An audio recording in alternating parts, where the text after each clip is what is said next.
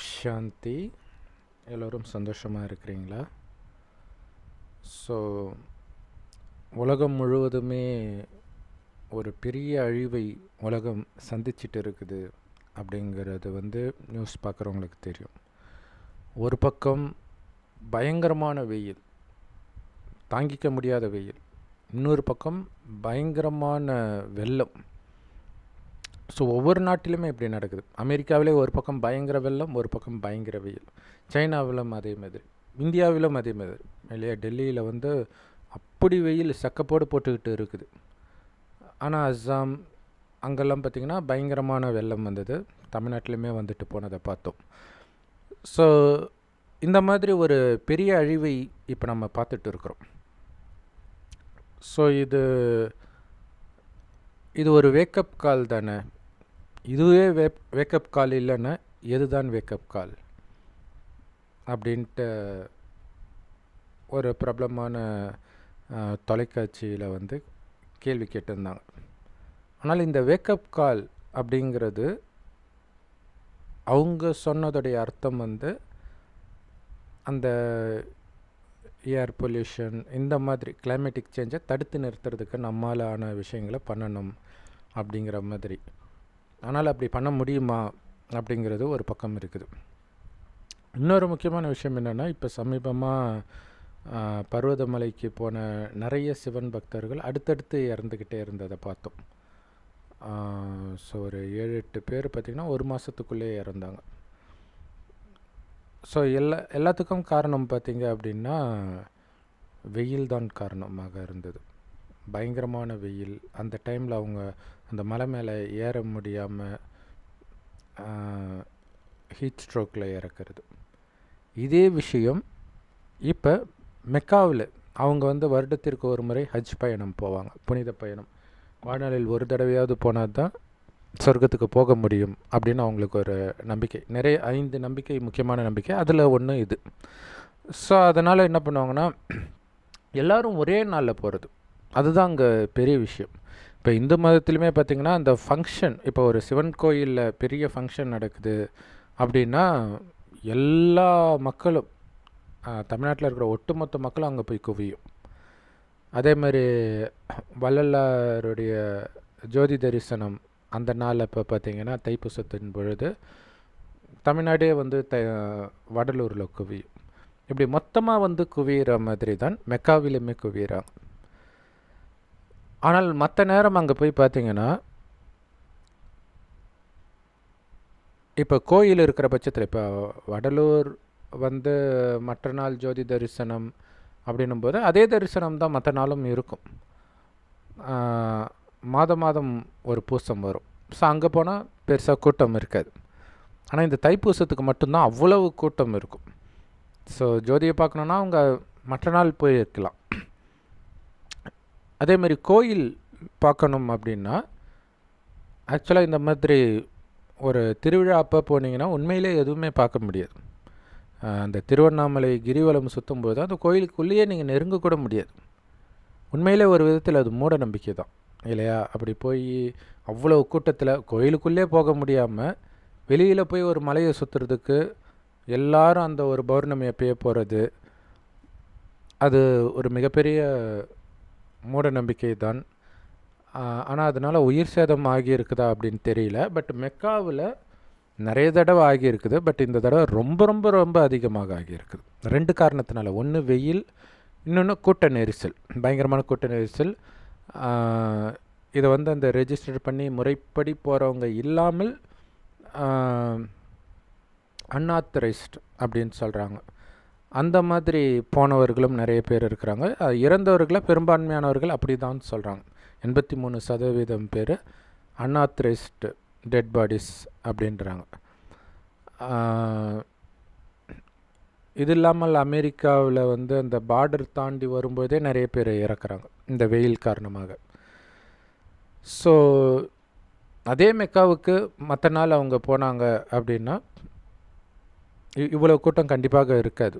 இந்த மாதிரி உயிர் சேதம் வர வேண்டிய அவசியமும் இருந்திருக்காது. பட் இருந்தாலும் மத நம்பிக்கை என்ற பெயரினால் இருக்கும் மூட நம்பிக்கை தான் இந்த மாதிரி விபத்துக்கு முக்கியமான காரணம். ஆனால் இதில் இன்னொரு விஷயமும் கேள்வியும் எழுது. வந்ததே கடவுளை பார்க்க, அப்போ கூட கடவுள் காப்பாற்றலைன்னா அப்படி ஒரு கடவுள் இருக்காரா? இல்லையா? பர்வதமலையில் சிவனை பார்க்கறதுக்காக போகிறாங்க. ஸோ கடவுளை பார்க்க தான் போகிறாங்க, மயக்கடிச்சு விழறாங்க. அங்கே இந்தளவுக்கு கூட்டமாலும் போக மாட்டாங்க இல்லையா? ஸோ ரொம்ப கம்மியான பேர் தான் அப்படி மலை மேலே ஏறுவாங்க. ஸோ அவங்கள அப்படி மயக்கடிச்சு விழறாங்க. அப்படி காப்பாற்றாத ஒரு கடவுள் நமக்கு தேவையா? முதல்ல அப்படி ஒரு கடவுள் இருக்காரா? ஏன்னா ஒன்று கிளியராக தெரியுது, இருந்தாலும் அவர் எதுவும் பண்ண போகிறது இல்லைன்ட்டு. ஸோ அதே மாதிரி தான் மெக்காவுக்கு போனவங்க, அதேமாதிரி சபரிமலைக்கு போகும்போது கூட ஆக்சிடெண்ட் ஆகி இறப்பாங்க, இந்த மாதிரிலாம் இறக்குறாங்க. ஸோ அப்போ அந்த நேரம் காப்பாற்றாத கடவுள் உண்மையிலே அப்படி ஒரு கடவுள் இருக்கிறாரா? இல்லையா? மெக்காவுக்கு போனால் சொர்க்கத்துக்கு போகலாம் அப்படின்னு நினச்சிட்டு போனவங்க இத்தனை பேர் இறக்குறாங்க. அதுவும் வயசானவங்க கூட கிடையாது, சின்ன சின்ன வயசை சார்ந்தவர்கள்லாம் இறந்துருக்கிறாங்க. எவ்வளோ கனவோடு போயிருப்பாங்க இல்லையா?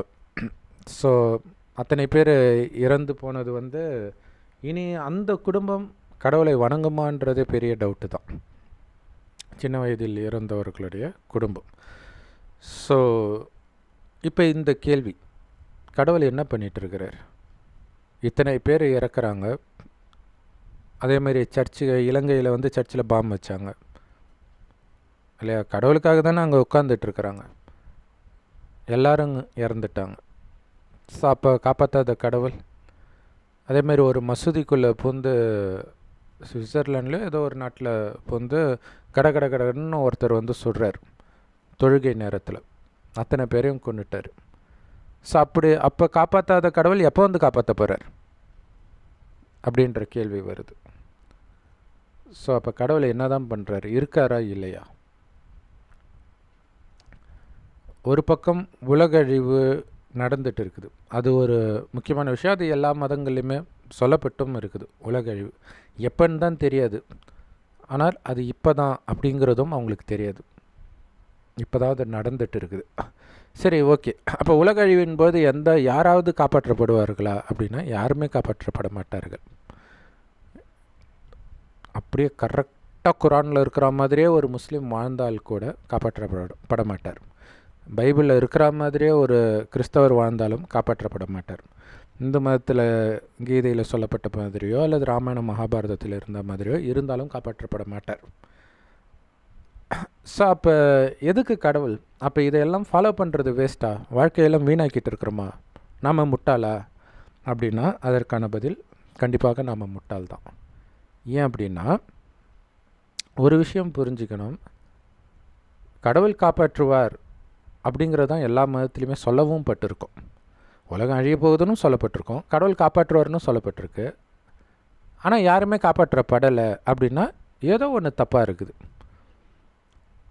உலகம் அழியும்னு சொன்னது கரெக்டாக தான் இருக்குது, ஆனால் யாரும் காப்பாற்றப்படுற மாதிரி தெரியல. அப்போ இதில் என்ன தப்பாக இருக்குது அப்படின்னா,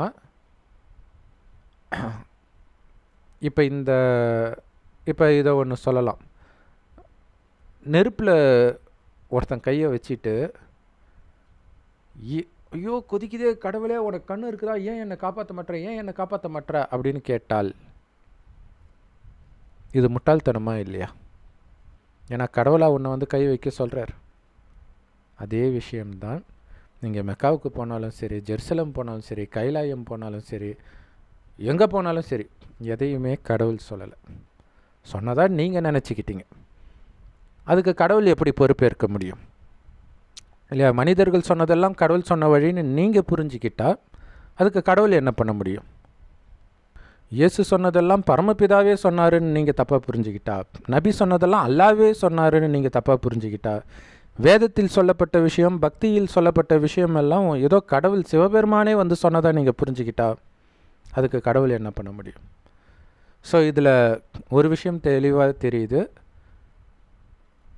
இந்த மதங்களுக்கும் கடவுளுக்கும் சம்மந்தம் கிடையாது. ஏன்னா மதத்தின் பேரால் தான் அடிச்சிக்கிறாங்க.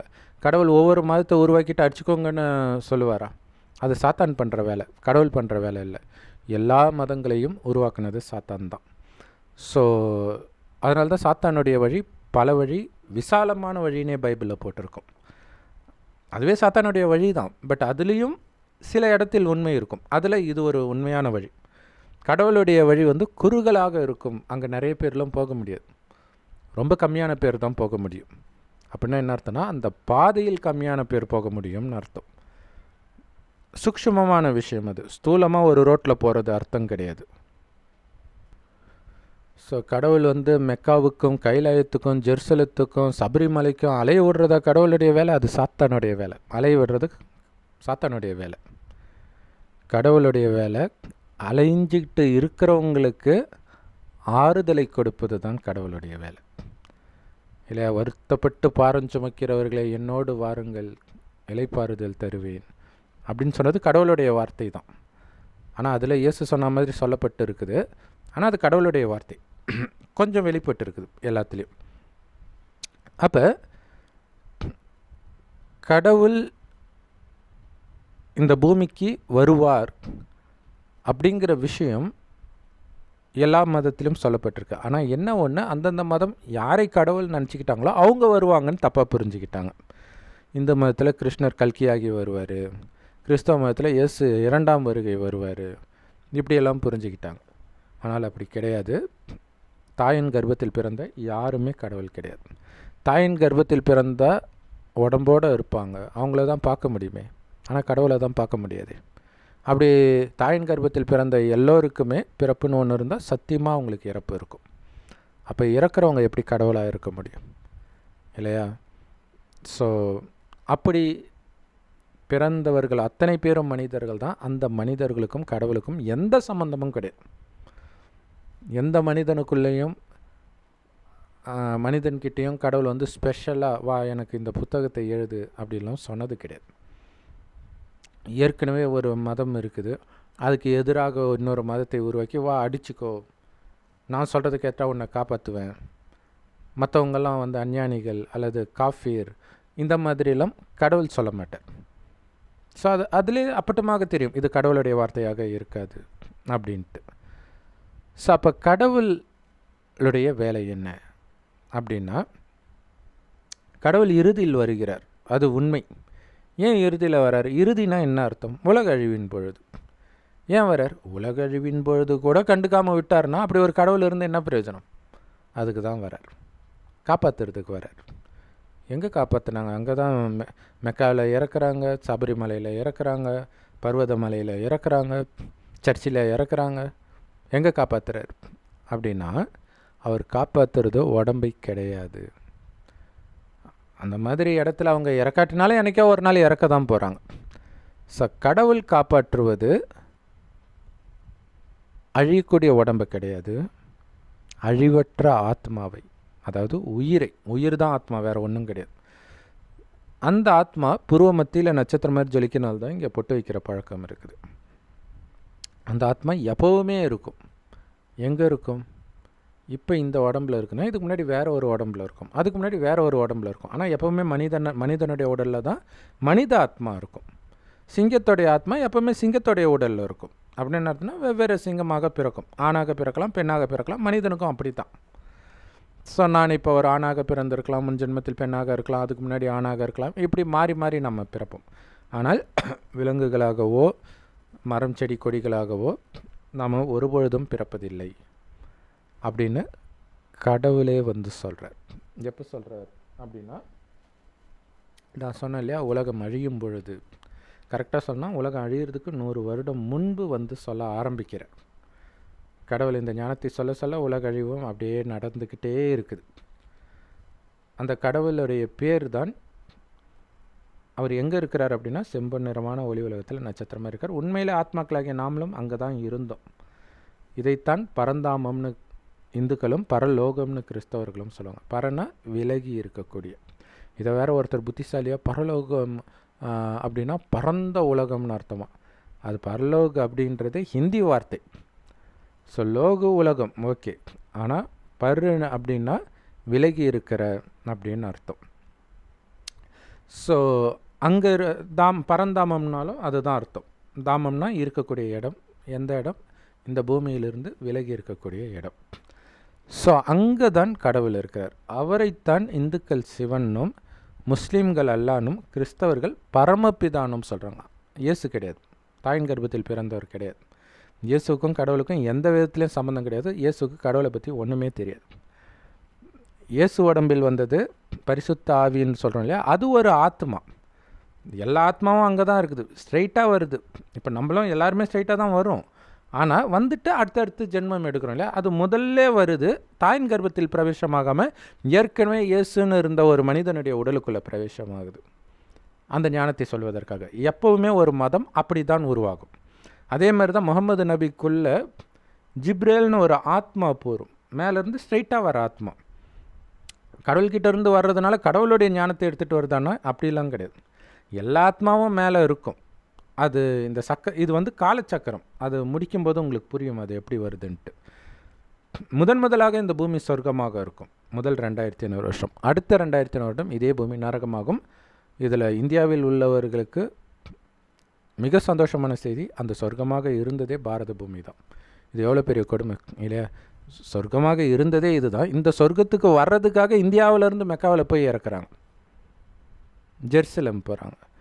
ஆனால் இந்த பாரத பூமியில் தான் 33 கோடி தேவதைகள் வாழ்ந்துருக்கிறாங்க. அவங்கள தான் நம்ம கோயில் கட்டி கும்பிட்றோம். அப்படி தேவதை ஆகிறது தான் அவங்களுடைய லட்சியம். ஆனால் இப்போ இந்தியா சொர்க்கம் கிடையாது, அது வேறு விஷயம் இல்லையா? ஆனால் சொர்க்கமாக இருந்தது முதல் 2500 வருஷம். அடுத்தது இந்த பூமியே நரகமாக மாறுது. என்ன வித்தியாசம் அப்படின்னா, சொர்க்கத்தில் காமம், கோபம், பற்று, பேராசை, அகங்காரம்னா என்னன்னே தெரியாது. இந்த 5 விகாரம் இருக்குது பாருங்களா, காமம், கோபம், பற்று, பேராசை, அகங்காரம். இந்த 5 விகாரம் ஆணிடமும் இதே 5 விகாரம் பெண்ணிடம் உள்ள இணைந்த ரூபம்தான் 10 தலை ராவணன்றது. அவனைத்தான் சாத்தான், சைத்தான், மாயா அப்படின்னு சொல்கிறது. இதெல்லாம் நமக்குள்ளே இருக்கக்கூடிய குணங்களை தவிர அப்படி 10 தலையை தூக்கிட்டு எந்த மனிதனும் சாத்தானாகவோ ராவணனாகவோ கிடையாது. முஸ்லீம்கள் வந்து கோபத்தில் ஷைத்தான் கி பச்சான்னு அடிக்கடி சொல்லுவாங்க. யார் சைத்தான் கி பச்சா? இப்போ இருக்கக்கூடிய எல்லாரும் சைத்தான் கி பச்சா தான். ஏன்னா நமக்குள்ளே எல்லாருக்குள்ளேயும் சாத்தான் வந்துடுச்சு. யாரும் கடவுளுடைய பச்சா கிடையாது. ஆனால் கடவுள் இப்போ வந்திருக்கிறார். யார் கடவுளை கண்டுபிடிக்கிறாங்களோ, அதாவது அடையாளம் கண்டுக்கிறாங்களோ, அவர் ஒரு வயோதிகர் உடலில் வந்து பேசுகிறார் நேரடியாக. தாயின் கர்ப்பத்திலெல்லாம் பிறக்கலை, ஒரு வயோதிகர் உடலுக்குள்ளே வந்து அவருக்கு பிரம்மான்னு பேர் வைக்கிறார்.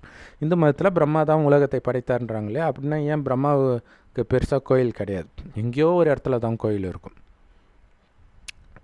ஆனால் எல்லா கோயில்லையும், சிவன் கோயில்லையும் பிரம்மாவுக்கு ஒரு இடம் இருக்கும், சின்னதாக பிரகாரம் இருக்கும், அவ்வளோதான். ஸோ அப்போ பிரம்மா உலகத்தை படைக்கல, பிரம்மா உடலை பயன்படுத்தி சிவபெருமான் இந்த உலகத்தை படைக்கிறார். ஏன்னா அவருக்கு உடம்பு கிடையாது சிவபெருமானுக்கு. உலகத்தை படைக்கிறாருன்னா அதுக்கு முன்னாடி உலகம் கிடையாதா? ஏன்னா இதெல்லாம் நாஸ்திகனாக இருக்கும்போது எனக்கும் தோன்றிய கேள்வி, நிறைய பேர் கேட்குற கேள்வி. உலகத்தை படித்தார்னா அவர் எங்கேருந்து படித்தார்? ஏன்னா பைபிளில் அப்படி போட்டிருக்கோம் இல்லையா, கடவுள் படைத்தார். அப்போ அதுக்கு முன்னாடி அவர் எங்கே இருந்தார், எங்கே இருந்து படைத்தார், இப்படியெல்லாம் வரும். இந்த பூமி எப்போவுமே இருக்குது. ஸோ இங்கே இது கடவுள் இருக்கக்கூடிய இடம், ஆத்மாக்களும் இருக்கிற இடம். ஸோ கடைசின்னு ஒரு வருடம் ஒரு வயோதிகர் உடலில் வராரு. ஏற்கனவே இந்த பூமி இருக்குது கலியுகத்தின் இறுதியில். அப்போ எல்லாருமே சொல்கிறாங்களே இறுதியில் கடவுள் வராருன்னு. வந்து இந்த காலச்சக்கரத்தை சொல்கிறார். சொர்க்கத்தில் காமம், கோபம், பற்று, பேராசை, அகங்காரம்னா என்னன்னே தெரியாமல் நீ இருந்த, அதுக்கு காரணம் அழியக்கூடிய உடல் நான் கிடையாது, இதை இயக்கக்கூடிய அழிவற்ற ஆத்மா நானுன்ற உணர்வில் நீங்கள் இருந்தீங்க. ஒருவரை ஒருவர் அழிவற்ற ஆத்மாவாக பார்த்தீர்களே தவிர அழியக்கூடிய உடலின் மீது உங்கள் கவனம் போகலாம். ஆனால் ரொம்ப அழகாக இருப்பாங்க. ஆனாலும் கொஞ்சம் கூட சின்ன சலனம் கூட வராது. திருமணம்லாம் ஆகும், குழந்தை கூட பிறக்கும்.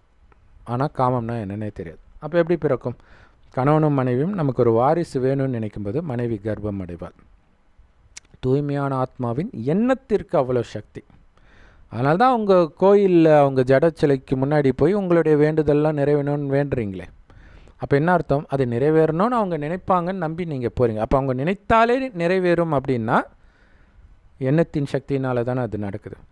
அதேமாதிரி அவங்க உயிரோட்டமாக இருக்கும்போது அந்த எண்ணத்திற்கு அவ்வளோ சக்தியாக இருக்கும் இல்லையா. கணவனும் மனைவியும் நமக்கு ஒரு வாரிசு வேணும்னு நினைக்கும் போதே மனைவி கர்ப்பமாகிறா அப்படின்னா அதுதான் யோக பலம். அப்படி யோக பலத்தில் பிறந்தவர்கள் தான் சொர்க்கத்தில் வாழ்ந்த அத்தனை பேரும். கிறிஸ்தவ மதத்தில் இயேசு மட்டும் அப்படி பிறந்ததாக நம்பி அவரை கடவுள்ன்றாங்க. அவர் கடவுள்னு சொல்கிறதுக்கு காரணமே அவர் காமம் இல்லாமல் பிறந்ததுனால தான். சொர்க்கத்தில் உள்ள அத்தனை பேரும் அப்படி தான் பிறப்பாங்க. அதனால தான் அத்தனை பேரும் கோயில் கட்டி கும்பிடுறோம். ஆனாலும் அவங்க கடவுள் கிடையாது. ஏன்னா அவங்க எங்கே போனாங்க? எங்கேயும் போல. மறுஜன்மம் எடுத்து அனைத்தையும் இழந்திருக்கிற நீங்களும் நானும் தான் அது அப்படிங்கிற ரகசியத்தை சொல்கிறதுக்கு தான் கடவுள் வரார். இப்போ நீங்கள் மீண்டும், ஏன்னா இந்த பூமி மீண்டும் சொர்க்கமாகும். இது 5000 வருட காலச்சக்கரம். இரவு பகல் திரும்ப திரும்ப நடக்கிற மாதிரி சொர்க்கம் நரகம், சொர்க்கம் நரகம், சொர்க்கம் நரகம், சொர்க்கம் தானாக நரகமாக மாறும். நரகம் கூட தானாக சொர்க்கமாக மாறும். ஆனால் நீங்கள் தானாக சொர்க்கத்துக்கு வர மாட்டீங்க. ஒன்ஸ் சொர்க்கத்துக்கு வந்தீங்கன்னா மறுஜன்மம் எடுத்து நரகத்துக்கு கண்டிப்பாக வந்துடுவீங்க. ஆனால் உலகம் அழியும்போது தான் எல்லோரும் மேலே போக முடியும். நடுவில் யாரும் ராகவேந்தர் தப்பிச்சு போனார், வள்ளலார் தப்பிச்சு போனார், இயேசு போனார், யாரும் போகல. எல்லாம் மறுஜன்மம் எடுத்து நம்ம என்ன நிலைமையில் இருக்கிறோமோ அதை விட மோசமான நிலையில் கூட இருக்கலாம், தெரியாது. ஸோ எல்லோரையும் உயர்த்துறதுக்கு கடவுள் வர. ஒருவேளை இவங்களே உயர்த்திட்டாங்கன்னு வச்சுக்கலாம், அப்போ கடவுளுக்கு என்ன தான் வேலை? அவர் என்ன பயந்தாங்கொல்லியா பூமிக்கு வரமாட்டேன்னு சொல்கிறதுக்கு? அவர் வரார். எல்லா மகிமையும் அவர் ஒருவருக்கேன்னா யாராலையும் பண்ண முடியாததை அவர் பண்ணுறதுனால தான். ஸோ அவர் ஞானத்தை கொடுக்கிறார். கிறிஸ்து ஞானத்தை கொடுத்தார். அது ஞானம் கிடையாது, அது வேறு விஷயம். அது ஞானம்னு வச்சுக்கிட்டிங்கன்னா அது கிறிஸ்தவ மதத்தை உருவாக்குறதுக்கான ஞானம். சொர்க்கத்தை உருவாக்குற ஞானம் கிடையாது. முகமது நபி ஒரு ஞானத்தை கொடுத்தார். அது முஸ்லீம் மதத்தை உருவாக்குறதுக்கு ஞானம், சொர்க்கத்தை உருவாக்குறதுக்கு ஞானம் இல்லை. இந்த மதங்கள் எல்லாம் நரகத்தில் தான் இருக்குது, அதை புரிஞ்சுக்கணும். ஸோ நரகத்தில் வாழ்வதற்கோ அல்லது நரகத்தை இன்னும் மோசமாக்குறதுக்கோ கொடுக்கப்பட்ட ஞானங்கள் தான் மதங்கள். ஸோ மனித வழியைத்தான் நம்ம சாத்தானுடைய வழின்றோம். ஸோ சாத்தானுடைய வழி எல்லாமே கடவுள் ஒருவர் தான். அவர் கொடுக்கும் வழியும் ஒன்றே ஒன்று தான். அதை தான் கடவுள் இறுதியில் கொடுக்குறார். அந்த பிரம்மா வாய் வழியாக கொடுக்குறார். கோடியில் ஒருத்தர் தான் இந்த ஞானத்தை கேட்டு பேசுறது கடவுள்னு புரிஞ்சுக்குவாங்க. இப்போ கிறிஸ்தவாத்மானா அந்த இயேசு கிறிஸ்து சொன்ன அந்த பைபிளில் அதிலே திருப்தி அடைஞ்சிடும். அதுக்கு மேலே அது ஒரு புத்தி வேலையே செய்யாது. முஸ்லீம் ஆத்மானா குரான் அதிலே திருப்தி அடைஞ்சிக்கும், அதுக்கு மேலே வேலை செய்யாது. அதுக்கு மேலே அதுக்கு பிடிக்காது, புரியாது, அவ்வளோதான். புரியாதுன்னா பிடிக்காதுன்னு நினச்சிக்குவாங்க, அவ்வளோதான். ஆனால் சொர்க்கத்தில் வாழ்ந்த தேவதை ஆத்மா இருக்குது பாருங்கள். இப்போ தேவதைன்னு ஒரு மதம் கிடையாது. ஸோ இந்து, கிறிஸ்டின், முஸ்லீம் எல்லாத்துலேயும் அவங்க போயிருப்பாங்க. அவங்களுக்கு எதுலேயுமே திருப்தி வராது இறைவனுடைய ஞானத்தை தவிர. அப்படியே விட்டில் பூச்சி எப்படி நெருப்பை பார்த்தோன்னே ஓடி பலியாகுதோ அந்த மாதிரி இந்த ஞானத்தை கேட்டோன்னே இதைத்தான் நான் எதிர்பார்த்தேன் அப்படின்ட்டு ஓடி வருவாங்க. இவ்வளோ நேரம் பொறுமையாக இந்த வீடியோ நீங்கள் பார்க்குறீங்க, புரியுது அப்படின்னாலே சத்தியமாக நீங்கள் தேவதை ஆத்மா தான், அதில் டவுட்டே கிடையாது. தேவதையாக இருந்தவர்களுக்குத்தான் இது புரியும். ஸோ அவங்க இந்த ஞானத்தை கேட்பாங்க. என்ன ஞானம்? சொர்க்கத்தில் ஆத்மான்ற உணர்வில் இருந்ததுனால சதா ஆனந்தமாக இருப்பீங்க. ஏன்னா ஆத்மாவுடைய உண்மையான குணமே ஆனந்தம் தான். ஆனால் நரகத்தில் வரும்போது ஆத்மான்றதை மறந்து உடம்புன்னு நினைக்கிறோம். ஏன்னா ஆத்மாவுடைய சக்தி குறையுது, செல்ஃபோன் சார்ஜ் குறையிற மாதிரி. அப்போ என்ன ஆகுதுன்னா ஆத்மாவில் உங்களுடைய கவனம் குவிக்க முடியல, கான்சன்ட்ரேட் பண்ண முடியல. அப்போ கவனச்சிதறல் ஏற்படுது, வெளி உலக விஷயத்தில் புத்தி மயங்க ஆரம்பிக்குது. அப்போ தான் புலனின்பத்துக்கு அடிமையாகிறோம். ஆனால் சொர்க்கத்தில் சதா ஆனந்தமாக உங்களுக்குள்ளேயே இருக்கிற காரணத்தினால வெளி உலகத்தில் ஆனந்தத்துக்காக நீங்கள் டிபெண்ட் பண்ண மாட்டீங்க. அப்படின்னாலே உங்களுக்கு சுயநலம் இருக்காது. இன்னொன்று, நீங்கள் ஆத்மான்ற உணர்வு இருக்கும், எப்போவுமே ஆத்மா இருக்கும்ன்றதும் தெரியும். அதனால்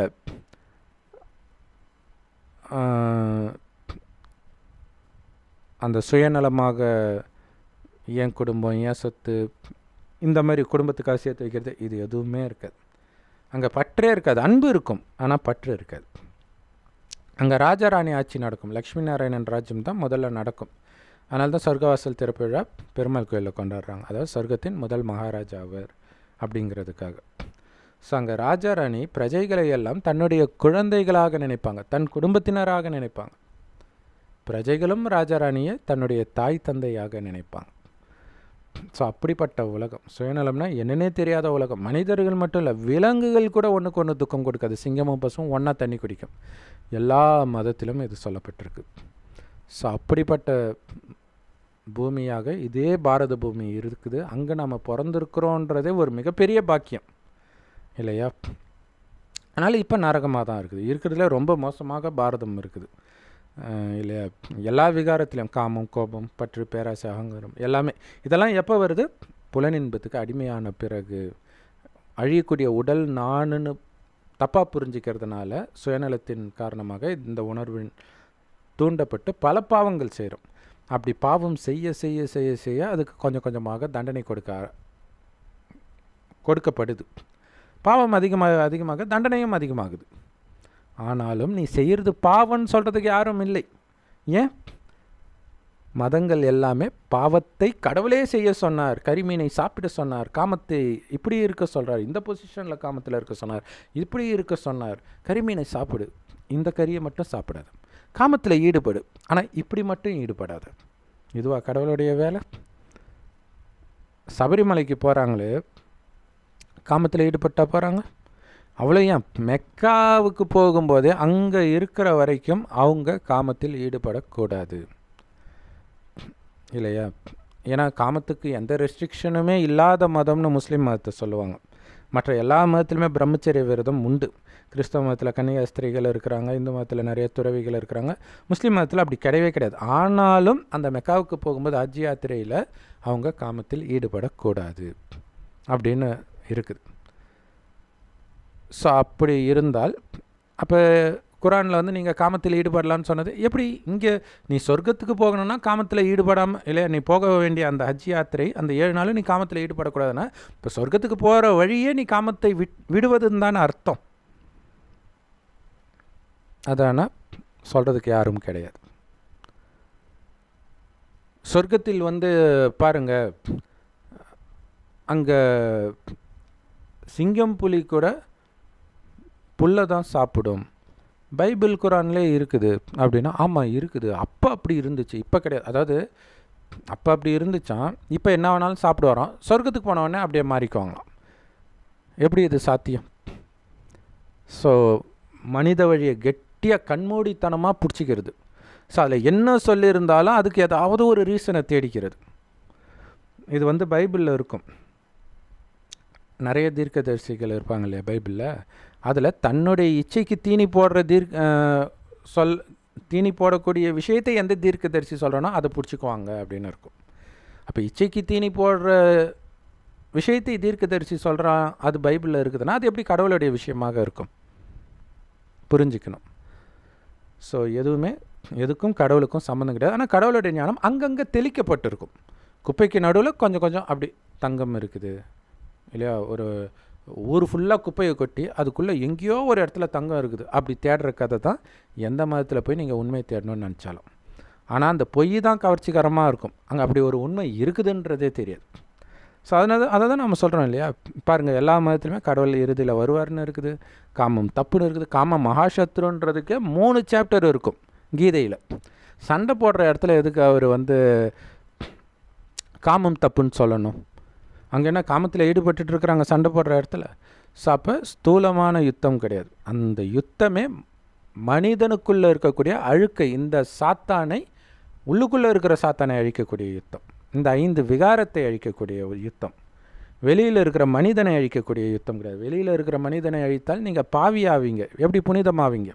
உள்ளுக்குள்ளே இருக்கக்கூடிய பாவியை, அந்த பாவங்களை அழித்தால் அந்த யுத்தத்திற்கு பேர் தான் புனித போர். ஆனால் தவறுதலாக மனிதனை கொலை பண்ணுறது புனித போர். மனிதனை கொலை பண்ணால் எப்படி புனிதமாகும்? இயேசுவை கொன்னுட்டு என் பாவத்தை அவர் கழுவிட்டார் அப்படின்னா இது என்ன கணக்கு? அவரை கொலை பண்ணுறது பாவமாக இல்லை ஆகும்? நீங்கள் பாவம் செய்வீங்க, அதுக்கு அவர் வந்து பாவத்தை கழுவாரா? அவர் செய்த பாவத்துக்கு அது கழுவி இருக்கலாம், ஆனால் நீங்கள் செய்த பாவத்துக்கு நீங்கள் தான் கழுவணும். அதுவுமே பைபிளில் இருக்குது. அவனவன் சிலுவை அவனவன் தான் சுமக்கணும். அதே பைபிளில் உங்கள் பாவத்தை இயேசு கழுவினார்னும் இருக்கும். அப்போ முரண்படுது இல்லையா? ஸோ இதை புரிஞ்சிக்கக்கூடிய சக்தி இல்லாட்டினா தான் அவங்க கிறிஸ்டின். ஸோ அதை புரிஞ்சிக்கக்கூடிய சக்தி தேவதை ஆத்மாவுக்கு தான் வரும். ஸோ அவங்களுக்கு தான் இறைவனுடைய ஞானம் புரிய ஆரம்பிக்கும். கடவுள் என்ன சொல்கிறார்? ஸோ இது கிறிஸ்தவ மதம், இஸ்லாமிய மதம், இந்து மதம், புத்த மதம், உலகத்தில் என்னென்ன மதங்கள் இருக்குதோ அத்தனையும் பக்தி மார்க்கம். பக்தின்றது நரகத்தில் உருவாக்கப்படுறது. அதனால தான் ராவணனையே சிவபக்தன் அப்படின்னு காட்டியிருப்பாங்க. பாதாள லோக தெய்வங்கள் அப்படின்லாம் வேதங்களில் சொல்லப்பட்டிருக்கும்.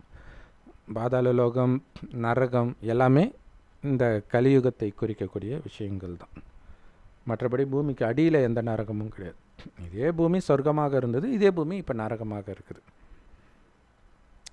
இப்போ கடவுள் என்ன சொல்கிறாருன்னா, அந்த பக்தியிலிருந்து உங்களை விடுவிக்கிறார். பக்தியோடைய வேலையே செல்ஃப் டார்ச்சர் தான். இங்கே போ, அங்கே போ, அங்கே சுற்று, அங்கே போ, மெக்காவுக்கு போ, மதினாவுக்கு போ, இமயமலைக்கு போ, சபரிமலைக்கு போ, காஷி ராமேஸ்வரம். இல்லையா, இந்து மதத்தில் ரொம்பவே அலைவாங்க. அவங்க வருஷத்துக்கு ஒரு நாள் அலையிற, அது ஒரு தடவை போனாலே போதும். ஆனால் ஒரு சிலர் வருஷத்துக்கு ஒரு தடவை ஹஜ்ஜி பயணம் போவாங்க. பட் ஆனால் இந்து மதத்தில் பார்த்திங்கன்னா இங்கேயே 4 தாமம். அந்த 4 தாமம் எங்கே இருக்கும்? இந்தியாவுடைய வெவ்வேறு மூலையில் இருக்கும்.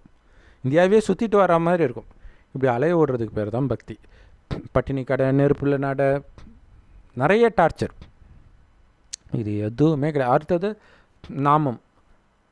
முஸ்லீம் மதத்தில் பார்த்திங்கன்னா உடம்பை எந்த அளவுக்கு வருத்த முடியுமோ அந்த அளவுக்கு வருத்திக்கிட்டு தான் கடவுளையே வணங்குவாங்க. கடவுள் நம்ம டார்ச்சராக பண்ணுவார். குழந்தைய, ஒரு அப்பா தன்னுடைய குழந்தைய டார்ச்சர் பண்ணுமா? என்னை வணங்குறதுக்காக தான் நான் உன்னை பெற்றுக்கிட்டேன்ட்டு அப்பா சொல்லுவார். மனுஷனே சொல்ல மாட்டான்னும் பொழுது கடவுள் சொல்லுவார். யோசிச்சு பாருங்கள். ஆனால் சொல்கிறார். இப்போ சொல்கிறாரே, வணங்க சொல்லலை. வணங்குறதுக்கு பேர் பக்தி. எனக்கு உடம்பே கிடையாது, என்னத்தை நீ எங்கே வணங்குவ? கால் இருந்தால் காலில் விழுந்து நீ வணங்குவ. கடவுளுக்கு காலே கிடையாது, உடம்பே கிடையாது. இன்னொருத்தர் உடம்பெல்லாம் கடனாக எடுத்துக்கார். அந்த இன்னொருத்தர் உடம்பை கடனாக எடுத்தார் இல்லையா, அந்த உடம்பை தான் நந்தின்னு சொல்கிறோம். ஆனால் அவர் பேர் பிரம்மா, கடவுள் வைக்கிற பேர். பக்தியில் நந்தின்ட்டு விலங்கை காட்டிட்டாங்க மனுஷனுக்கு பதிலாக. விலங்கு உடம்பில் வந்தால் கடவுள் ஞானத்தை சொல்ல முடியும்? சிவலிங்கத்திலேயே மேலே முட்டை வடிவத்தில் இருக்குது இல்லையா, சிவன் நட்சத்திரம் மாதிரி இருக்கிறதோடைய நினைவாக அது இருக்குது. கீழ்ப்பாதி பார்த்திங்கன்னா பிரம்மா வாய் வழியாக இந்த ஞானத்தை கொடுக்கறதுனால பிரம்மாவுடைய வாய் தான் அது. அது பேரே கோமுகி, பசுவின் வாயின்னு அர்த்தம். அப்போ பிரம்மாவின் வாய் வழியாக இறைவனுடைய ஞானம் நாம் எடுக்கிறோம். அதுதான் உண்மையான அர்த்தமே தவிர ஸ்தூலமாக பக்தியில் உட்காந்து அபிஷேகம் பண்ணுறது அது அர்த்தமே தெரியாது. சிவலிங்கத்துக்கு எவ்வளோ அசிங்கமான அர்த்தம்லாம் சொல்லி வச்சுருக்குறாங்க. ஒரு பக்கம் அது ஆணுறுப்பு பெண்ணுறுப்புன்னு சொல்கிறாங்க, இன்னொரு பக்கம் பார்த்திங்கன்னா அது புரோட்டான் எலக்ட்ரான் கலர் கலராக. இவங்களுக்கு அர்த்தம் தெரியலன்ற எல்லா மதத்துலேயும் இப்படி தான். எல்லா மதத்துலேயும் அர்த்தம் தெரியலன்னா இஷ்டத்துக்கு சயின்ஸை இழுத்துக்கிறது, ஏதாவது ஒரு விளக்கம் அவங்களுடைய மூட நம்பிக்கையை சரின்னு சாதிக்கிறதுக்கு. ஆனால் அப்படி கிடையாது அப்படிங்கிற விஷயத்தை கடவுளை நேரடியாக வந்து சொல்கிறார். ஏன்னா கடவுளை பற்றிய அறிமுகத்தை அவர் தான் கொடுக்க முடியும். இப்போ கடவுள் சொல்கிறார், நீ உடம்பு நினச்சதுனால நிறைய பாவம் செஞ்ச, அந்த பாவத்திற்கான தண்டனை நீ எங்கே போனாலும் உனக்கு கிடைக்கும். மெக்காவுக்கு போனாலும் கிடைக்கும், சபரிமலைக்கு போனாலும் கிடைக்கும், பர்வதமலைக்கு போனாலும் கிடைக்கும். அப்போ மற்றவங்களாம் பாவமே செய்யலையா? இறந்தவங்க மட்டும்தான் பாவம் செய்கிறாங்களா? அது எச்சரிக்கை. மற்றவன் இன்னும் அந்த நிலை வரல இல்லையா, அதுக்குள்ளே ஒன்று திருத்திக்கோ இல்லையா. அந்த பாவ கணக்கு இன்னும் கேட்டிங்கன்னா இறக்கிறத தண்டனைன்னு சொல்ல முடியாது. ஏன்னா மறுபடியும் போய் இன்னொரு ஜென்மம் எடுக்க போகிறோம். என்ன அந்த இறக்கும்போது ஐயோ மனைவியெல்லாம் விட்டுட்டு போகிறேனேன்னு துடிக்கிறான் இல்லையா, அது அவனுக்கு தண்டனை, அவ்வளோதான். தாயின் கர்ப்பத்தில் இருக்கும்போது அந்த நினைவு இருக்கும், துடிப்பான். அப்பயே பொண்டாட்டி சொன்னாலே இந்த வருஷம் போகாதீங்க, இந்த வருஷம் போகாதீங்கன்னு சொன்னாலே அப்படின்னு நினச்சிக்கிட்டு இருப்போம். ஸோ அது அவங்களுக்கு தண்டனை. அது பற்றுனால கடவுள் சொல்கிறது, அந்த பற்று தான் பிரச்சனைக்கு காரணம். அந்த பற்றுக்கு காரணம் உடம்புன்னு நினச்சது. நான் சுதந்திரமான ஆத்மா, எப்போவுமே இங்கே இருக்கிறேன், உடல் எடுத்து நடிக்கிறேன். அந்த உடல் எடுப்பதற்கு ஒரு தாயின் கர்ப்பத்தில் வந்து தான் உடல் எடுத்தாகணும். அவ்வளோதான் எனக்கும் அவங்களுக்கும் உள்ள சம்மந்தம். ஆனால் அவங்கள நான் பார்த்துக்கணும், அது என்னுடைய கடமை. ஆனால் பற்று இல்லாமல் பார்த்துக்கோங்க. எப்படி நர்ஸு பார்த்துக்கிறாங்கல்ல பேஷண்ட்டை, நல்லா தானே பார்த்துக்கிறாங்க. பேஷண்ட் செத்துட்டா உட்காந்து அழுதுட்டா இருக்கிறாங்க, ஏன்? பற்று கிடையாது. அன்பு இருக்குது, பற்று கிடையாது. ஒரு நல்ல நர்ஸ் அன்பாக பார்த்துக்குவாங்க, ஆனால் அழமாட்டாங்க. ஏன்னா அவங்களுக்கு தெரியும் முடிஞ்ச அளவுக்கு காப்பாற்றணும்னு நினைப்பாங்க, அவ்வளோதான்.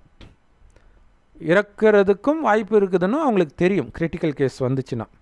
இருந்தாலும் முடிஞ்ச அளவுக்கு காப்பாற்ற ட்ரை பண்ணுவாங்க. அந்த மாதிரி தான் உங்களுடைய குடும்பத்தில் இருப்பவர்கள் பார்த்துக்கிற பொறுப்பு இருக்குது. ஆனால் விலகி இருந்து பார்த்துக்கோங்க. ஏன்னா அந்த குடும்பத்தை பார்க்கறதுக்கு உங்களை கருவியாக நினச்சிக்கோங்க, அவ்வளோதான். ஏன்னா உங்களையே கடவுள் தான் பார்த்துக்கிறாரு. அப்போ நீங்கள் குடும்பத்தை பார்த்துக்கிற அளவுக்கு பெரிய ஆளா? என் குடும்பம், என் குடும்பம், என் ஜாதி, என் மதம்னு எவ்வளோ சண்டை, எவ்வளோ சுயநலம், சொத்துக்காக எத்தனை கொலை வெட்டு குத்து. உங்களுடைய புண்ணிய கணக்கு இருந்துச்சுன்னா உங்கள்த யாரும் அபகரிக்க முடியாது. பாவ கணக்கு இருந்துச்சுன்னா நீங்கள் என்ன தான் தலைகீழே நின்னாலும் உங்ககிட்ட இருந்து அது அபகரிக்கப்படும். இது கர்மத்தின் விதி. கடவுள் ஒவ்வொருத்தராக பார்த்து பழி வாங்குறதுலாம் கிடையாது.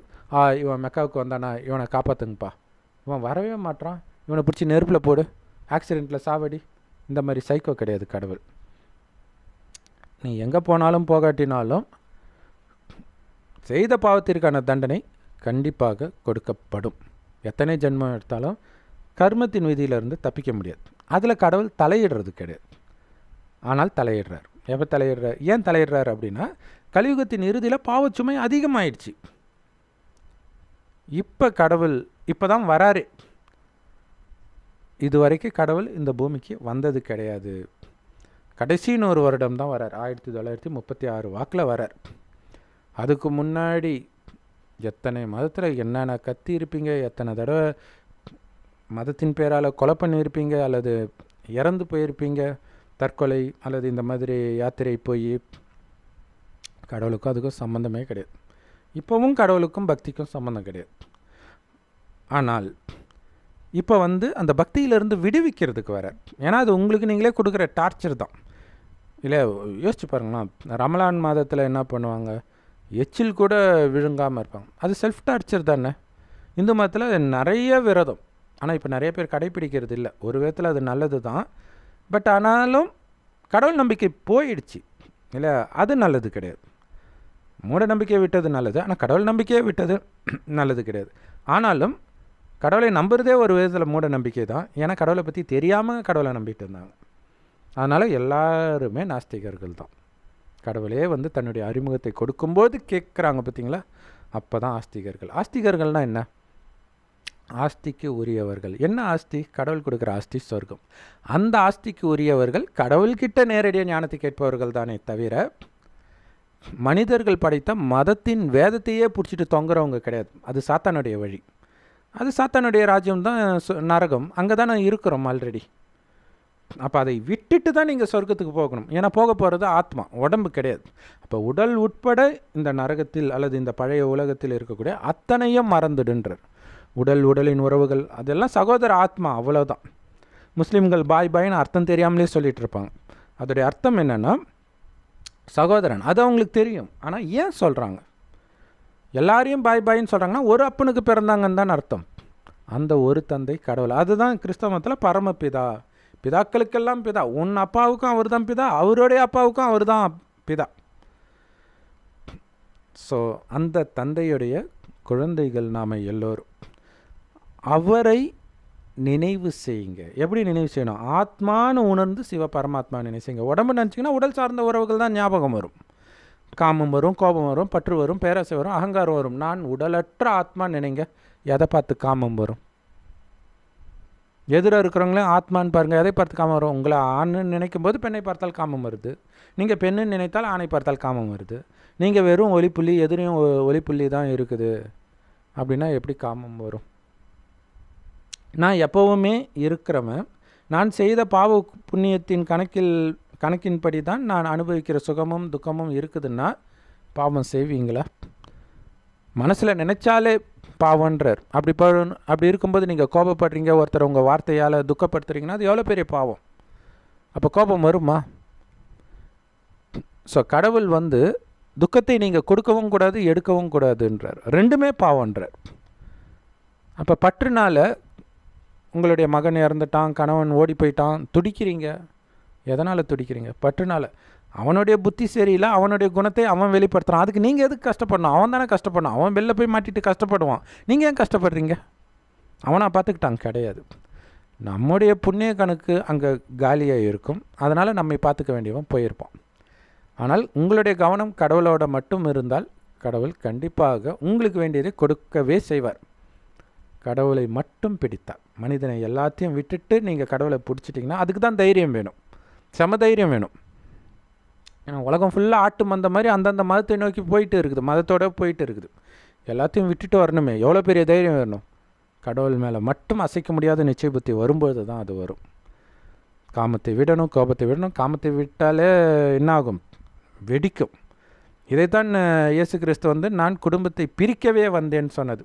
அவர் அப்படின்னா ஞானத்தை கொடுத்தாரு, குடும்பத்தை பிரிக்கிற மாதிரி. எந்த ஞானத்தையும் கொடுக்கல. காமத்தை விட சொன்னாதான் அந்த பிரச்சனை வரும்.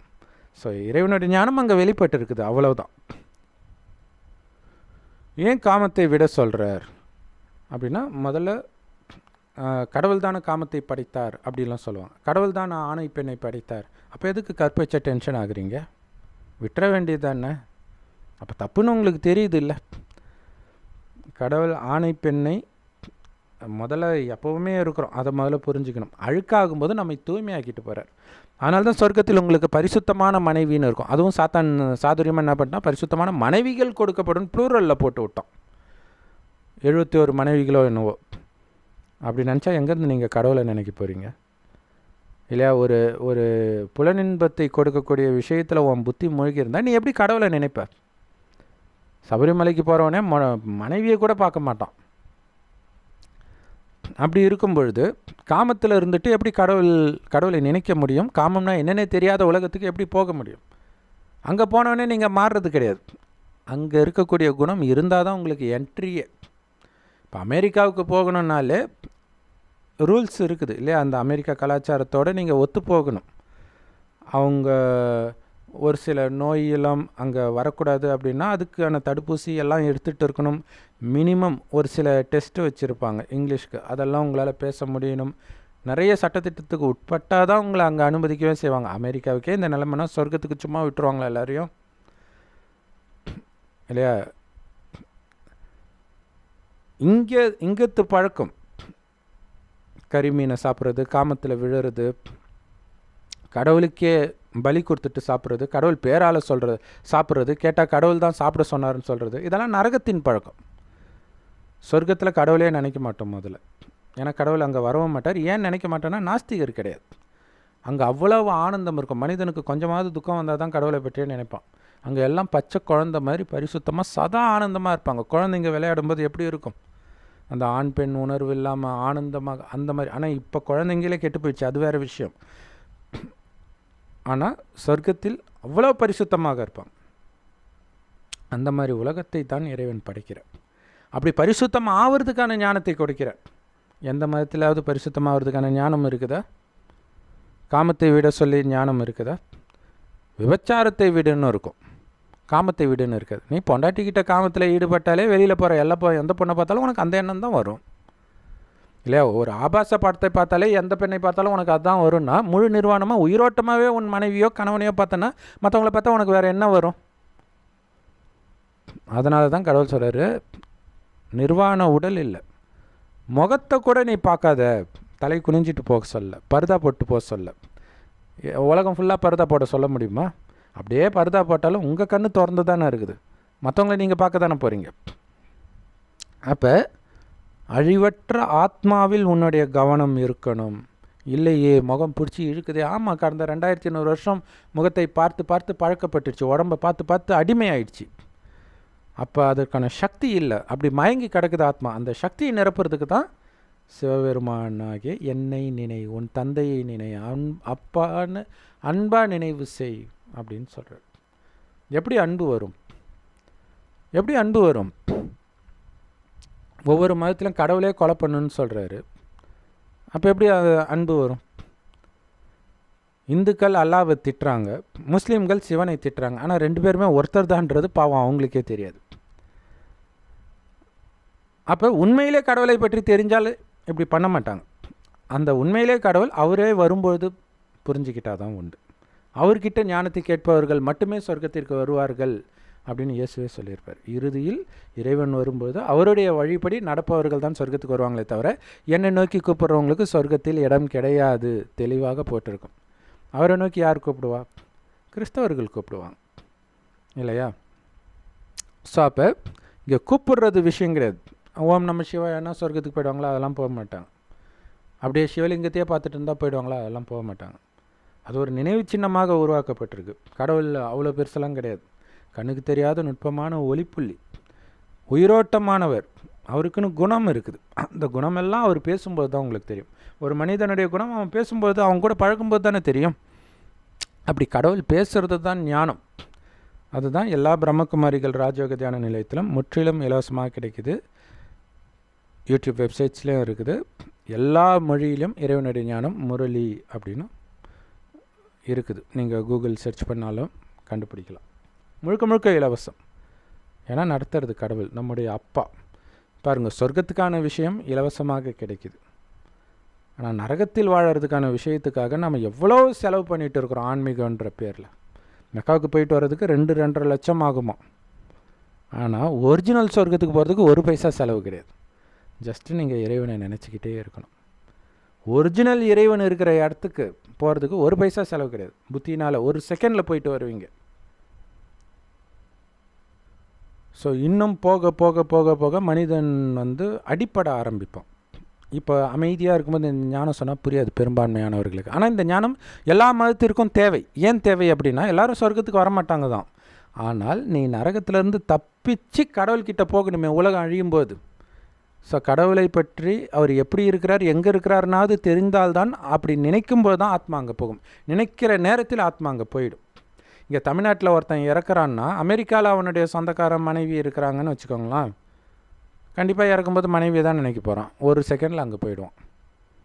ஒன்று அங்கே போய் பிறப்பான், அல்லது பேயாக கொஞ்சம் நேரம் சுற்றிட்டு அவனுக்கு கர்ம கணக்கு இருக்கிற இடம், அவனுடைய புத்தி கடைசியாக எதை நினச்சிதோ அங்கே போய் பிறந்துடுவான். ஸோ அப்படி நீங்கள் பிறக்கவே கூடாது, பேயாகவும் அலையக்கூடாது அப்படின்னா இறைவனையும் சொர்க்கத்தையும் தவிர வேறு எந்த சிந்தனையும் இருக்கக்கூடாது. அதுக்கு தான் பயிற்சி. ஆத்மான்னு சிவபரமாத்மா நினைவு செஞ்சுக்கிட்டே இருக்கணும். யாரை பார்த்தாலும் ஆத்மா அழியக்கூடிய உடலை பார்க்கக்கூடாது. அப்படின்னா என்ன அர்த்தம்னா, பார்க்கும்போதெல்லாம் அந்த உடம்பு அழிய போகுது, இறக்க போகிறாங்க. உலகம் அழியும் போது எல்லாம் தானே இறக்க போகிறாங்க. ஸோ அப்போ அந்த ஆத்மாவில் தான் கவனம் இருக்கணும். இப்போ நம்ம வீட்டிலே ஒருத்தங்க இறக்க போகிறாங்கன்னு கன்ஃபார்மாக தெரிஞ்சிருச்சுன்னு வச்சுக்கோங்களேன், அவங்கள நம்ம பார்க்க மாட்டோம். ஏன்னா பார்க்க பார்க்க பற்று வரும்னு உங்களுக்கு தெரியும், அதனால் பார்க்க மாட்டோம். அதே மாதிரி தான் இறைவன் சொல்கிறார், இந்த உலகமே அழிய போகுது, எதுக்கு பற்று வைக்கிற. இப்போ கடவுள் சொல்கிறதுனால நிச்சய புத்தி அவ்வளோ சீக்கிரம் வந்துடாது. மனிதர்கள் எழுதிய வேதத்தின் மேலே நல்ல நிச்சய புத்தி வரும். கொலை பண்ணுவான் அல்லது தற்கொலை பண்ணிக்குவான். ஆனால் கடவுளே கொடுக்குற ஞானம் அன்பாக இல்லை சொல்லுவார். ஆனால் விட சொல்கிறது காமத்தை இல்லை, அன்பு வராது. ஏன்னா காமத்திலே மூழ்கி இருக்கிறவனுக்கு எங்கள் மதத்தில் அப்படிலாம் இல்லை போடா. கரிமீனுக்கே அடிமையாக இருக்கிறவனுக்கு எங்கள் மதத்தில் அப்படி இல்லை போடா, எந்த மதத்தில் சொல்லப்பட்டிருக்கு அப்படின்னு கேட்பான். எந்த மதத்திலையும் சொல்லாததுனால தான்டா இது கடவுள் சொல்கிறாருன்றோம் இல்லையா? ஏன்னா மதத்தில் சொல்லப்பட்ட விஷயத்தையே சொல்கிறதுக்கு கடவுள் எதுக்கு வரணும்? ஸோ அதனால் கடவுள் உங்கள் மரணத்திலிருந்து உங்களை காப்பாற்ற வரல. ஆக்சுவலாக மரணத்தை கொடுக்க தான் வந்திருக்கிறார். ஆனால் எப்படி இறக்குறீங்கன்றது தான் முக்கியம். இறக்கும்போது வெறுங்கையோடு போகிறீங்களா, நிரப்பிக்கிட்டு போகிறீங்களா? சொர்க்கத்தில் 2500 வருடம் வாழ்வதற்கு தேவையான புண்ணிய கணக்கை நிரப்பிக்கிறீங்களா? இந்த புண்ணிய கணக்கு தான் அங்கே பெரிய பணக்கார குடும்பத்தில் அழகிய உடலில் ஆரோக்கியமான உடலில் பிறப்பீங்க. நல்ல செல்வம், எல்லாருமே அங்கே பணக்காரர்களாக தான் இருப்பாங்க. ஆனாலும் வரிசை கிரமம் இருக்கும். ஏன்னா ராஜா ராணி தான் இருக்கிறதுலே பெரிய பணக்காரர்களாக இருப்பாங்க. ஸோ அப்போ ராஜா குடும்பத்தில் பிறக்கணும், வேலைக்காரன் குடும்பத்தில் பிறக்கக்கூடாது. வேலைக்காரனு கூட இங்கே இருக்கக்கூடிய நம்பர் 1 பணக்காரனை விட அங்கே இருக்கக்கூடிய கடைசி கீழ் மட்டம் ஏழை நீங்கள் எடுத்தால் கூட இங்கே இருக்கிற நம்பர் 1 பணக்காரனை விட அவங்க பணக்காரனாக தான் இருப்பாங்க. ஆனால் அதுக்காக என்கிட்ட பணம் இருக்குது, நான் வேலைக்காரனாக இருக்க மாட்டேன், இங்கே அப்படி தானே இருப்பாங்க. அப்படி கிடையாது. அந்தந்த ராஜா குடும்பத்தில் பிறந்தவன் ராஜா, இப்போ சமையல்காரங்க குடும்பத்தில் பிறந்தவன் அதே தான் பண்ணிகிட்டு இருப்பாங்க. இயல்பாகவே அங்கே எதிர்த்து பேசுறது, போராட்டம் பண்ணுறது, இந்த வேலையெல்லாம் இங்கே தான் நடந்துகிட்டு இருக்குது, அங்கே கிடையாது. ஸோ அதுக்கு தான் இறைவன் பக்குவப்படுத்துகிறார். நமக்கு என்ன விதிக்கப்பட்டிருக்குதோ அதை அமைதியாக ஏற்றுக்கிறது. அங்கே அந்த மாதிரி எண்ணமே வராது. இன்னும் அவன் மட்டும்தான் ராஜாவா, நாங்களும் இருக்கக்கூடாதா? இங்கே அபகரிக்கிறாங்கல்ல, சொத்தை அபகரிக்கிறது, நிறைய விஷயம் நடக்குது. இந்த மாதிரி வேலையே அங்கே இருக்காது. அதுக்கு தான் ஆத்ம உணர்வை எடுத்துகிட்டு வாங்க, நான் ஆத்மான்ற உணர்விலே இருங்க, சிவ பரமாத்மா நினைவு பண்ணிக்கிட்டே இருங்க. பண்ண என்னாங்கன்னா ஆத்மாவில் இருக்கிற அழுக்கு, காமம், கோபம், பற்று, பேராசை, அகங்காரம்லாம் போகும். ஆத்மாக்குள்ளே தூய்மையின் சக்தி நிரம்பும். அது நிரம்பு இருக்கும் பொழுது வீண் எண்ணங்களே வராது. எதிர்மறை எண்ணங்களை விடுங்க, காமம், கோபம், பற்று, பேராசை, அகங்காரம் போன்ற விகார எண்ணங்களையும் விடுங்க, வீணான எண்ணம் கூட வராது. ஸோ அதனால் அவங்கவுங்க வேலையை ஆனந்தமாக செஞ்சுட்டு இருப்போம். ஆக்சுவலாக பெரிய வேலையே இருக்காது. இங்கே ஒரு குடும்பத்தில் செய்கிற வேலையை ஒரு குடும்பத்தில் அந்த குடும்ப பெண்மணி ஹவுஸ் ஒய்ஃப் சொல்கிறாங்களே, அவங்க பண்ணுற வேலையை 1000 பேர் சேர்ந்து செஞ்சால் எவ்வளோ ஈஸியாக இருக்கும். அப்படி இருக்கும். அங்கே யாருக்குமே வேலையே இல்லாத மாதிரி தான் இருக்கும், ஜாலியாக இருக்கும். ஏன்னா அவ்வளோ வேலைக்காரர்கள் இருப்பாங்க, அந்த வேலைக்காரர்களுக்கு வேலைக்காரர்கள் இந்த மாதிரி போய்கிட்டே இருக்கும். மொத்தத்தில் எதுவுமே அங்கே கஷ்டமாக இருக்காது, ஆனந்தமாக இருக்கும். அந்த மாதிரி உலகத்தை 2500 வருஷம் அனுபவிக்க போகிறோம். அதாவது அடுத்த 2500 வருடம் இந்த பூமி அந்த மாதிரி மாறப்போகுது அப்படின்ற செய்தியை சொல்கிறார் இல்லையா. உலகம் அழிய போகுது சந்தோஷம். ஆமாம், உலகம் அழிய போகுது. ஒரு கிறிஸ்தவ பாதிரியார் ரொம்ப எல்லா வீடியோலையும் அதான் சொல்லிட்டு இருப்பார். சரி, அதனால் என்ன? அதுக்கு நீங்கள் என்ன தயாராகணும் தெரியுமா? உலகம் அழிய போகுதுன்ட்டு 2500 வருடமாக தான் சொல்லிகிட்டு இருக்கிறாங்க. அது மாதிரி உலகம் அழிகிற மாதிரி ஒரு நியூஸ் வந்துச்சுன்னா அப்படி சந்தோஷமாக பேசுவாங்க. ஓகே, நீ என்ன தயார் பண்ணணும் அதை பற்றி தெரியாதே யாருக்கும். அதான விஷயம். இல்லை, எல்லாரும் பண்ணுறது நீயும் பண்ணிகிட்டு இருக்கிற, அப்புறம் எப்படி நீ சொர்க்கத்துக்கு போவ? இல்லையா, இந்த உலகத்தில் வாழ்வதற்கு தேவையானதை நீ பண்ணிகிட்டு இருக்கிற. சொர்க்கத்தில் இருக்கக்கூடிய அந்த குணம், காமம் கோபம் பற்று பேரசாங்கன்னா என்னன்னே தெரியாத அந்த நிலையை நீ அடைஞ்சியா? அதற்கான முயற்சி இருக்குதா? எந்த மதத்திலாவது அது சொல்லப்பட்டிருக்கா? அதை சொல்கிறதுக்கு தான் கடவுள் வர. ஆத்மான்னு என் ஒருவனுடைய நினைவிலேயே இறைவன் கொடுக்குற அந்த ஞானமாகிய முரளியை படிச்சுக்கிட்டே இருக்கணும். ஸோ காலையில் சாயங்காலம் 2 வேளை படிக்கணும்.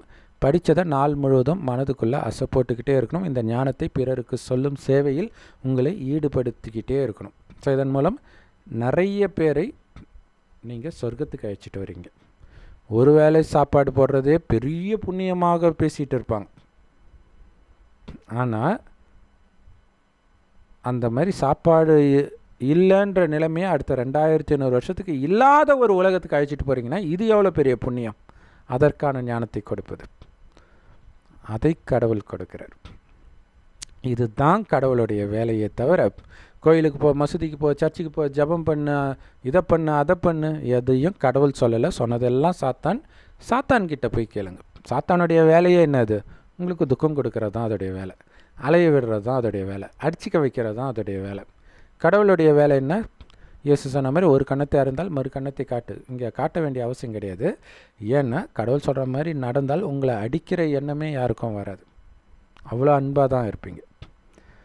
ஏன்னா எல்லாத்தையும் பொறுத்துக்க சொல்கிறார். ஆத்ம உணர்வுலேருந்து அவங்கவுங்க நடிப்பு அவங்க நடிக்கிறாங்க. உங்களை சொத்து பிடிங்கி நடுத்தெருவில் விடுறாங்களா, அது அவங்களுடைய நடிப்பு. அதுக்கான தண்டனை அவங்களுக்கு கிடைக்கும். அதை பற்றி எனக்கு கவலை இல்லை. ஆனால் நான் ஏதோ பாவம் செஞ்சுருக்கேன், அதுக்கான தண்டனை இது. அமைதியாக ஏற்றுக்கோங்க.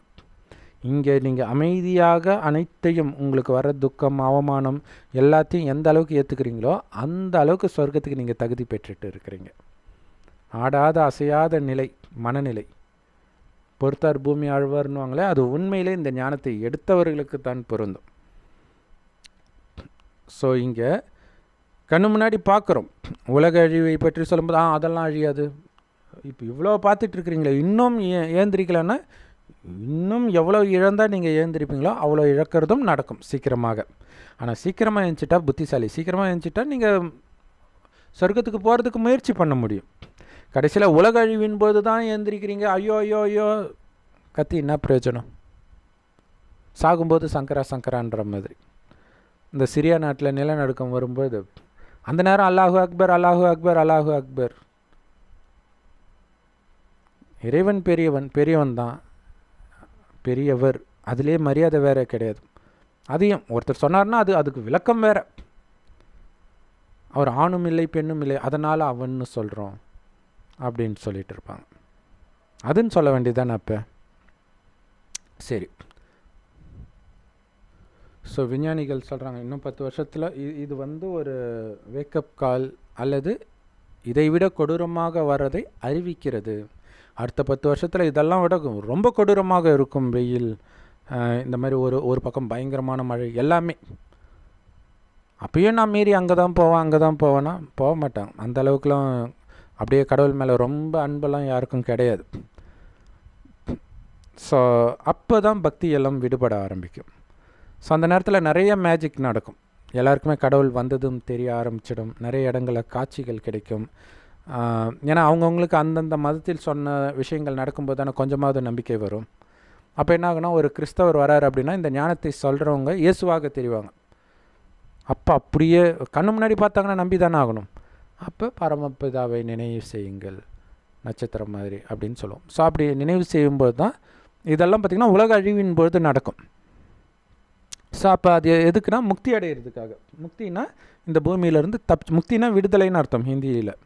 ஸோ இங்கேருந்து தப்பிச்சு பரந்தாமத்துக்கு போகிறது, சொர்க்கத்துக்கு வர்றது கிடையாது. ஏன்னா சொர்க்கத்துக்கு வர்றதுக்கு அவங்க தன்னை தகுதிப்படுத்திக்கவே இல்லையே, தூய்மைப்படுத்திக்கவே இல்லையே. கடைசியில் தப்பிச்சா போதும் அப்படின்னு நினைப்பாங்க. ஏன்னா எல்லா மதத்துலேயும் பாருங்களேன் கடவுள்கிட்ட போகிறது தான் லட்சியமாக இருக்குது. கடவுள் இருக்கிற இடம் சொர்க்கம் கிடையாது. சொர்க்கம் இதே பூமி தான். நீங்கள் விரும்பினாலும் விரும்பாட்டினாலும் அங்கே போய் தான் தருவீங்க. ஆனால் தூய்மையாக நீங்கள் இருந்தீங்கன்னா ஜாலியாக போவீங்க. இல்லைனா கடவுளை அடித்து உதச்சி தண்டனை கொடுத்து யாருக்காக பாவம் செஞ்சீங்களோ அவங்க மூலமாகவே உங்களுக்கு தண்டனை கிடைக்கும். உதாரணத்துக்கு உங்கள் பையனுக்காக நிறைய பேருக்கு துக்கம் கொடுத்து சொத்தெல்லாம் சேர்த்திங்கன்னா அந்த பையனே உங்களை வீட்டை விட்டு துரத்துவான். ஏற்கனவே ரேமண்ட்ஸ்ன்னு நினைக்கிறேன், ஆமாம், அந்த கம்பெனி முதலாளி வீட்டு வாடகை கட்ட முடியாத நிலை. அவர் பெரிய பணக்காரர் தான். அந்த சொத்தையெல்லாம் தன்னுடைய மகனுக்கு எழுதி வச்சார். இன்னொரு மகனுக்கு விரோதமாக, பெரிய பையனுக்கு விரோதமாக சின்ன பையனுக்கு எழுதி வச்சார். கடைசியில் சின்ன பையன் என்ன பண்ணால், ஏன்னா அவர்கிட்ட இருந்தால் அதோடைய பங்கு பெரிய பையன் கேட்குறான்றதுக்காக எவ்வளோ கிரிமினல் பாருங்கள். என் பேரில் இருந்தால் தானே கேட்ப, அப்படியே சின்ன பையனுக்கு எழுதி வச்சுட்டார். சின்ன பையன் என்ன பண்ணால் அவரை துரத்திட்டார் அப்பாவை. இப்போ கர்மான்றார், சாகும்போது சங்கரா சங்கரான்ற மாதிரி. நம்ம செய்கிறது முதல்ல பாவம்னே நமக்கு தெரியாது. ஸோ இறைவனுடைய ஞானத்தை எடுக்கும்போது தான் தெரியும் இது வரைக்கும் செஞ்ச அத்தனையுமே பாவம் தான் அப்படின்னு. நீங்கள் உடல்னு நினச்சிட்டு எது பண்ணாலும் பாவன்றார். உடலை பார்த்தாலே பாவன்றார், முகத்தையே சொல்கிறேன். ஸோ ஆத்மாவைத்தான் பார்க்கணும். நீங்கள் ஆத்மான்ற உணர்வில் இருக்கும்போதெல்லாம் உங்களுக்கு புண்ணிய கணக்கு ஏறுது, உடல்ன்ற உணர்வில் இருக்கும்போதெல்லாம் பாவ கணக்கு ஏறுதுன்னு புரிஞ்சுக்கோங்கன்றார். ஸோ நம்ம ஏற்கனவே சொன்ன மாதிரி தேவதையாக இருந்த ஆத்மாக்களுக்கு தான் இந்த ஞானம் புரியும். அவங்க தான் எடுப்பாங்க, மற்றவர்கள் அலைஞ்சிக்கிட்டே இருப்பாங்க இருக்கும் இடத்தை விட்டு. ஆனால் நாம் ஒரே இடத்துல உட்காந்துட்டு இறைவனுடைய நினைவிலிருந்து உலக சுயராஜ்ய அதிகாரத்தை அடையிறோம், உலக ராஜ்யத்தை அடையிறோம். ஆனால் அங்கே அமெரிக்காவும் ரஷ்யாவும் சண்டை போட்டு உலகத்தை அழிக்கும். அதுவும் நமக்காக தான். ஏன்னா கலியுகம் அழிந்தால் தானே இந்த பூமி சொர்க்கமாகப்படும். ஸோ அங்கே உலக அழிவுக்கான விஷயம் நடக்கும். அதுக்கு அடுத்தது பார்த்திங்கன்னா இயற்கை சீற்றம் அது கொஞ்சம் க்ளீன் பண்ணும். சொர்க்கமாக இதே பாரத பூமி உருவாகிடும். இன்னும் விரல் விட்டு எண்ணக்கூடிய வருடங்கள் தான். ஓம் சாந்தி. தேங்க்ஸ் ஃபார் வாட்சிங். ஸோ நம்ம சொன்ன மாதிரி இந்த ஞானம் அந்த முரளி எல்லா பிரம்மகுமாரிகள் ராஜயோக தியான நிலையத்திலும் முற்றிலும் இலவசமாக கிடைக்குது. யூடியூப் வெப்சைட்ஸில் இருக்குது. அதோடைய லிங்க் இந்த வீடியோக்கு டிஸ்கிரிப்ஷனில் கொடுக்குறோம். அவசியம் பார்த்து பயன்பெறுங்கள்.